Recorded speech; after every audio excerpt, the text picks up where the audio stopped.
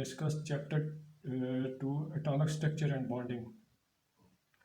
तो सबसे पहले ये आर्टिकल 2.1 है स्ट्रक्चर ऑफ एटम। अब सबसे पहले स्ट्रक्चर ऑफ एटम से पहले हम चलते हैं कि एटम होता क्या है। It is the smallest particle of an element which can not be further divided. ठीक है जी, यानी जिसको हम फर्दर डिवाइड नहीं करेंगे, सब मैटर का सबसे छोटा पार्टिकल जिसको फर्दर हम डिवाइड नहीं कर सकते। ठीक है जी। Atom is composed of following 3 parts. ये 3 पार्ट्स हैं जो जिसकी वजह से ये एटम मिलकर बनता है। एक तो एटम के जो न्यूक्लियस होगा सेंटर, इस पे न्यूट्रॉन और प्रोटॉन होंगे और जो बाहर की तरफ इलेक्ट्रॉन ये रिवॉल्व कर रहे होंगे। न्यूट्रॉन पे ज़ीरो कोई चार्ज नहीं होता, जबकि प्रोटॉन पे पॉजिटिव चार्ज होगा और इलेक्ट्रॉन पे नेगेटिव चार्ज होगा। ये पॉजिटिव नेगेटिव चार्ज बराबर होंगे, लिहाजा एज ए होल एटम जो है वो न्यूट्रल होगा। अब आप देख लेते हैं जी प्रोटॉन। आपने देखा जी प्रोटॉन का जो मास है उसको, ये वाली चीज़ें तो पुराने ज़माने में शायद पॉसिबल नहीं था। अभी तो ये चीज़ों के मास वगैरह भी निकाल लेते हैं, ये मास स्पेक्ट्रोमीटर के थ्रू ये आराम से प्रोटॉन ये इन चीज़ों के मास, एटम का मास हम निकाल सकते हैं जी। तो ये जो प्रोटॉन का मास है वो है 1.673 इंटू 10⁻⁻27, ये केजी में आ गया। और जो चार्ज है इसके ऊपर प्रोटॉन वो पॉजिटिव चार्ज है, इतने कूलम का चार्ज है। इस तरह न्यूट्रॉन का जो मास है वो ऑलमोस्ट आप देखेंगे ये प्रोटॉन के मास के बराबर है, जबकि इसके ऊपर चार्ज तो कोई नहीं है। इसी तरह इलेक्ट्रॉन का जो मास है वो 9.109 इंटू 10⁻31 kg, जबकि इसके ऊपर जो चार्ज है वो नेगेटिव चार्ज है, ये इसके बराबर ही है मगर ये नेगेटिव चार्ज है।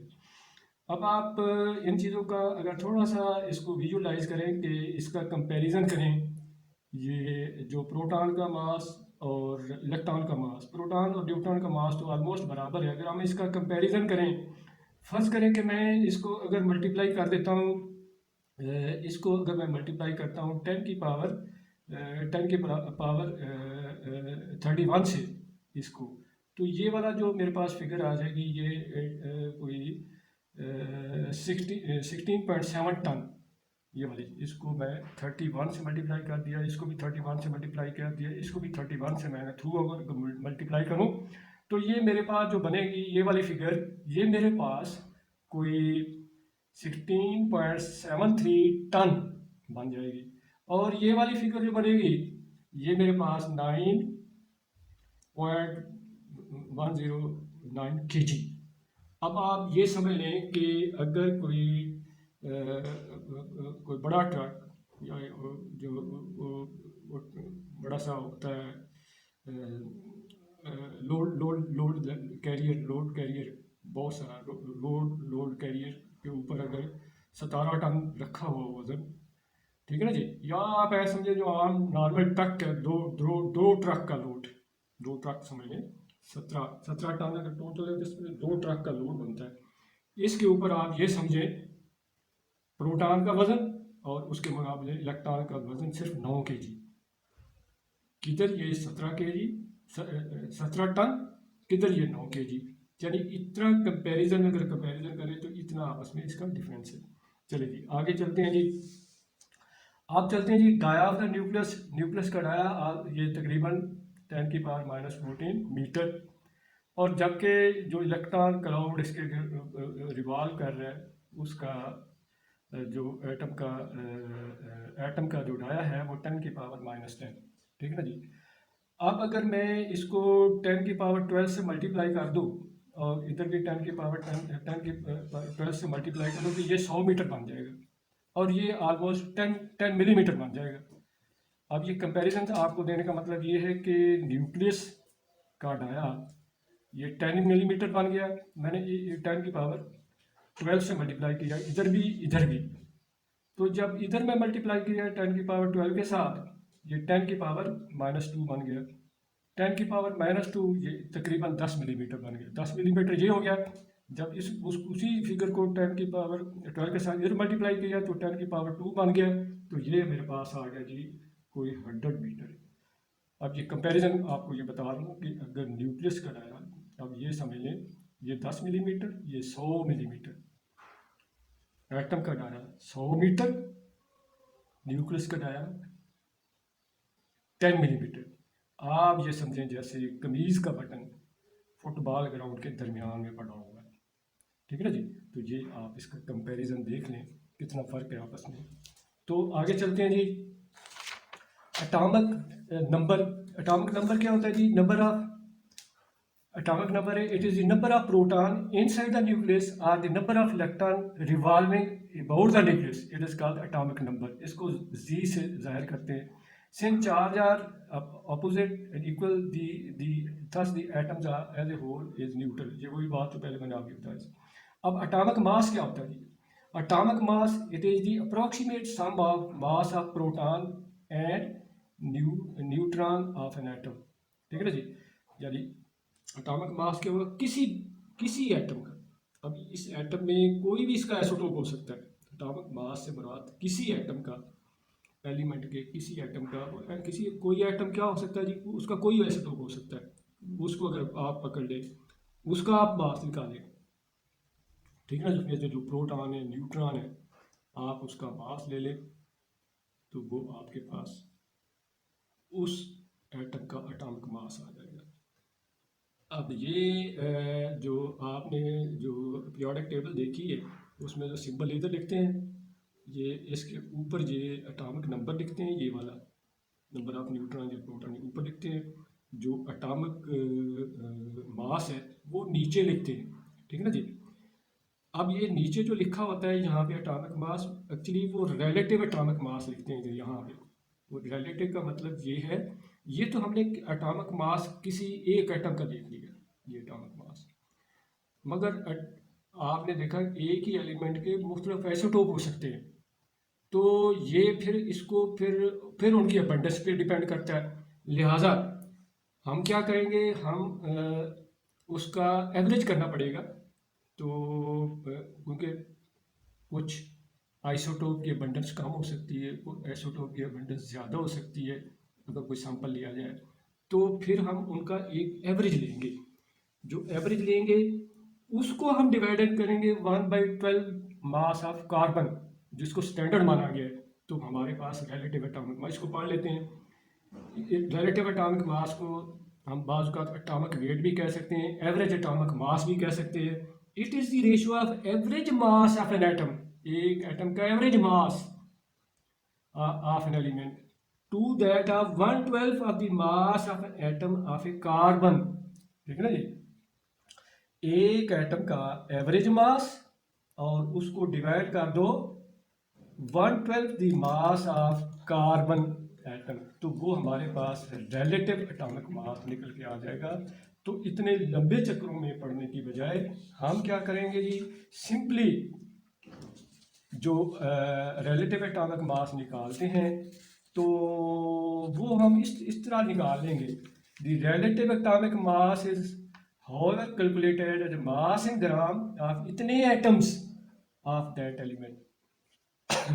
यानी रिलेटिव एटॉमिक मास आपने निकालना है किसी भी एलिमेंट का एटॉमिक, आपने रिलेटिव एटॉमिक मास लेना है तो आप उसी एलिमेंट के एवोगैड्रो नंबर ऑफ एटम ले लें, उनका आप मास ले लें, वो आपके साथ पास रिलेटिव एटॉमिक मास आ जाएगा। सिंपल तरीका सबसे। What is the relative atomic mass?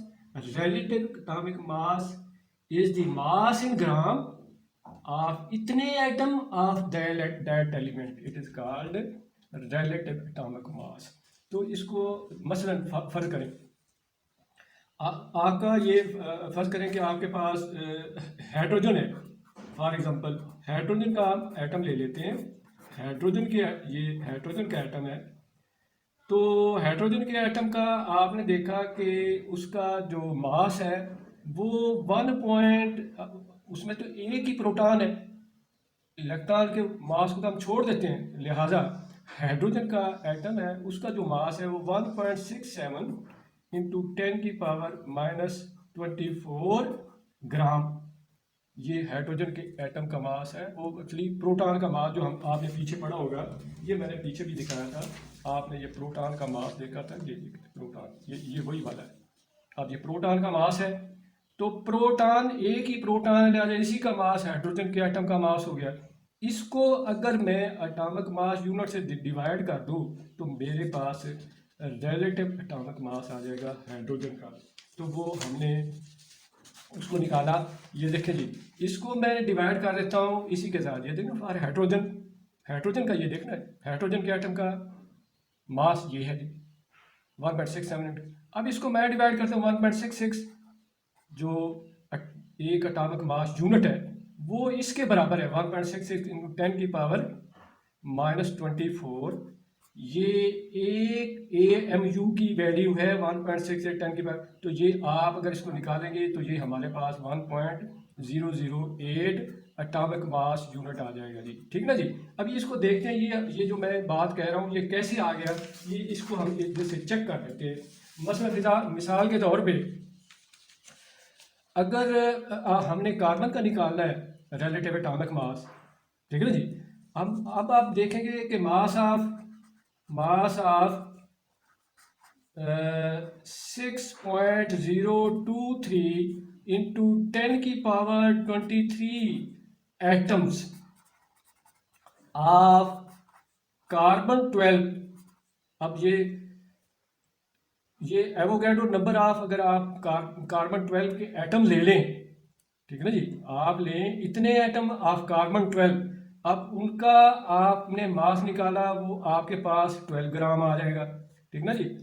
दोबारा हमने कार्बन 12 के इतने एटम लिए, उसका मास होगा 12 ग्राम। इसी तरह एक एटम का मास होगा 12 बाई दिस एवोगैड्रो नंबर। 1/12 का होगा, ये देखना जी, mass of one atom of carbon 12, वो किसके बराबर हो जाएगा 12 डिवाइडेड बाई 6.023 इंटू 10 की पावर 23 हमारे पास आ गया जी ग्राम में।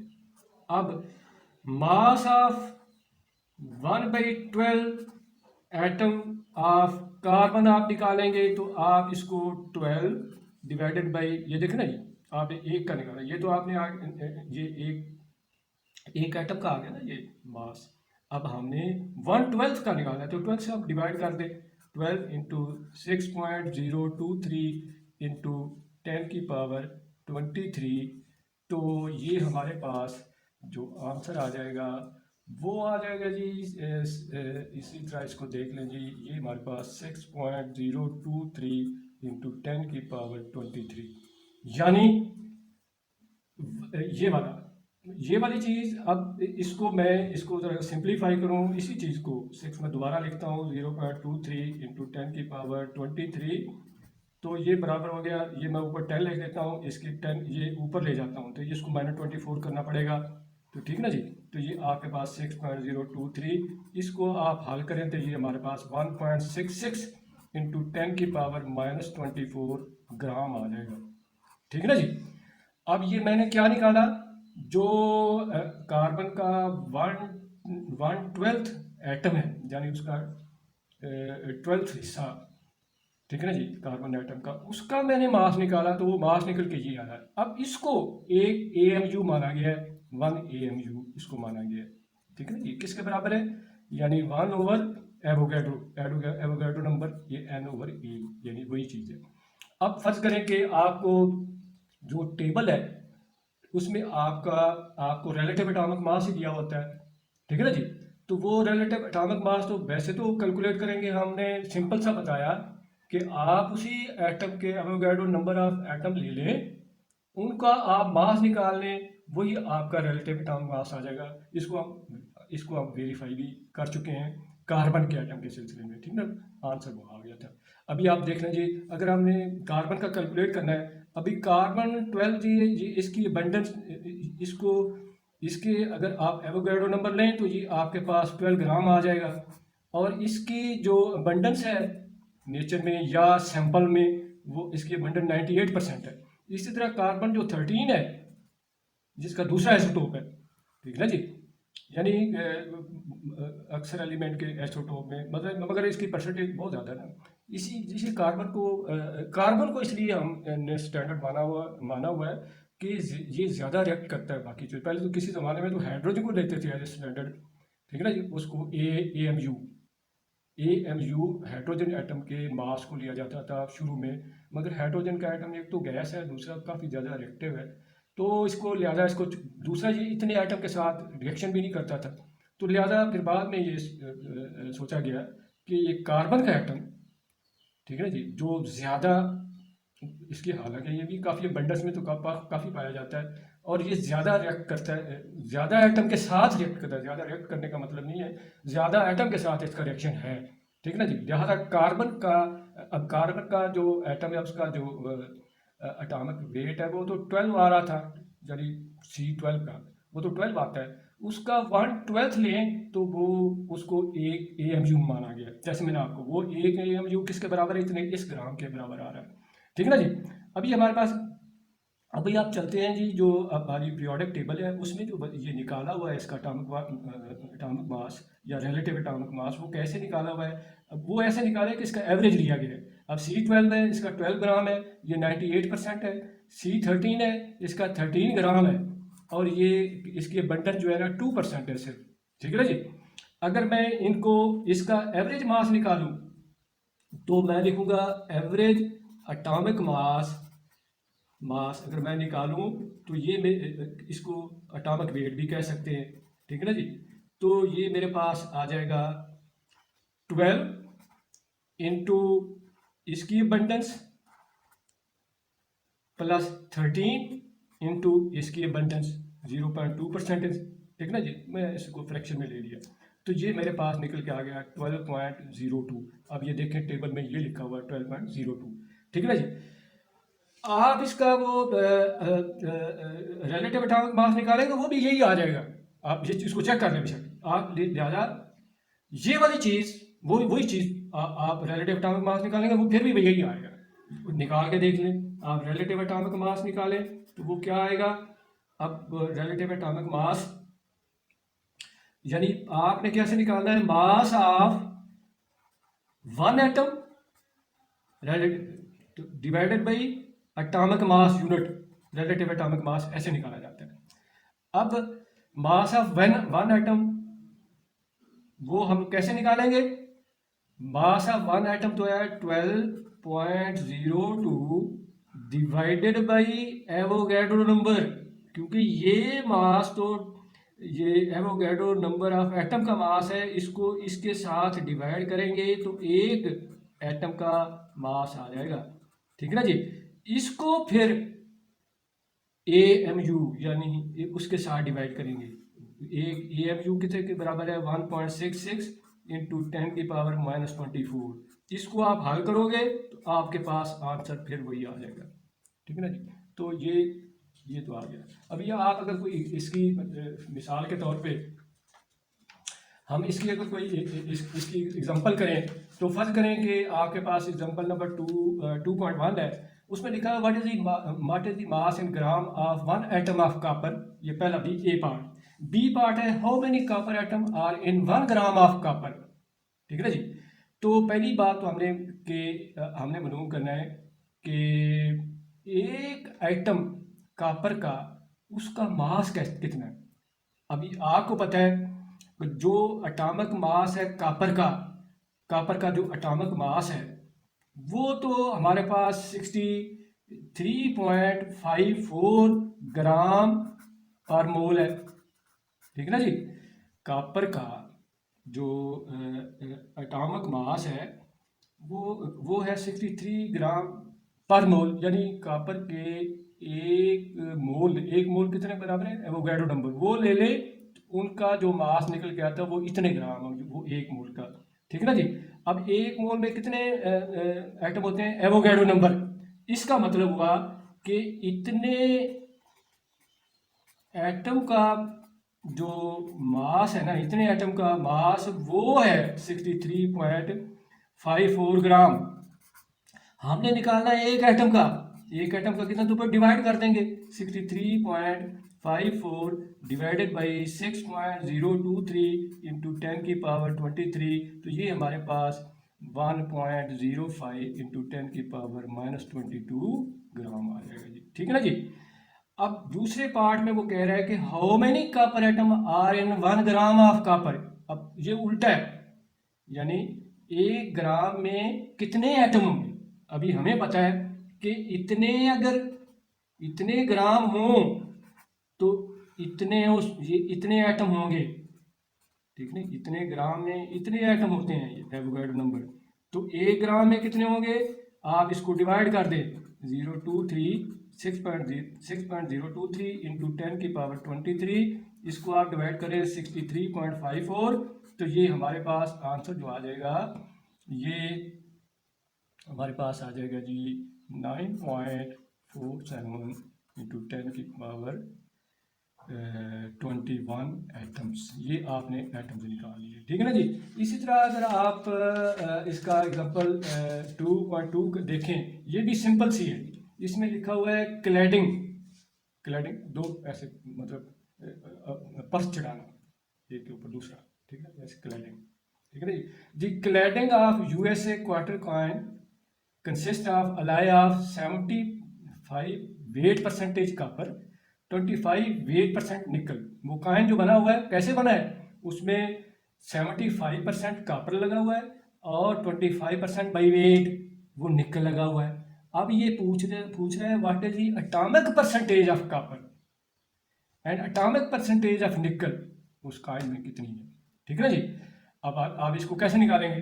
अब आपको पता है कि जो एटॉमिक वेट है कॉपर का एटॉमिक वेट वो कितना है, वो आप टेबल से देखें, वो 63.54 ग्राम है। वो ये इतने ग्राम पर मोल होगा, 1 मोल का मास है। ठीक है ना जी। अब निकल का कहते हैं जी, निकल का एटॉमिक वेट निकल का वो है जी 58.69 ग्राम पर मोल। ये मैंने टेबल से देखा। ठीक है ना जी। अब हम कंसिडर करते हैं कि जो अलाय है टोटल वो 100 ग्राम है। ठीक है ना जी। अगर हम कंसिडर करेंगे 100 ग्राम अलाय हमने सपोज कर लिया। अब उसमें देखेंगे जी, अब 100 ग्राम अलाय हो तो आपको पता है कि ये तो आपको पता है 63.54 ग्राम कॉपर में कॉपर 1 मोल बनता है। ये तो पता ना हमें, इतने ग्राम कॉपर हो तो उसका 1 मोल बनेगा। अगर 1 ग्राम कॉपर हो तो उसका मोल कितना, 1 डिवाइडेड बाई 63.54 मोल।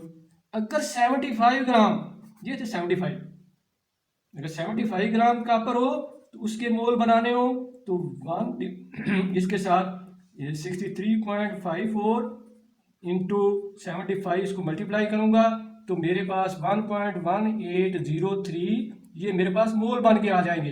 1.83 ये हमारे पास मोल बन 1.803 इतने मोल मेरे पास बन के आ जाएंगे। इसी तरह सिमिलरली मैं निकल के लिए निकालूं तो निकल के लिए भी मैं इसी तरह करूंगा। निकल के लिए 1/58.69 इंटू 25, तो मेरे पास तो निकल के आएगा 0.4260 मोल निकल के आ जाएंगे। तो टोटल मोल मैं निकालूंगा तो टोटल मोल मैं दोनों को टोटल मोल मैं निकाला तो ये इनको मैं ऐड कर देता हूँ 1.1803 प्लस 0.4260, तो मेरे पास आंसर टोटल मोल मेरे पास इतने आ गए जी। ये टोटल मोल आ गए। ठीक है ना जी।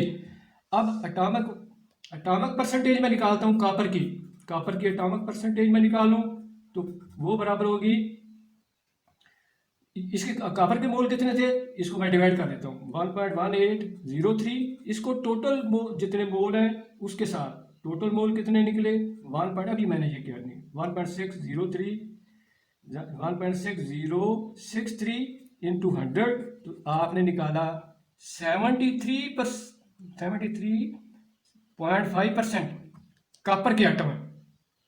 वही निकला परसेंटेज ऑफ कॉपर एटम। और परसेंटेज ऑफ निकल एटम वो भी इसी तरह। ठीक है ना जी।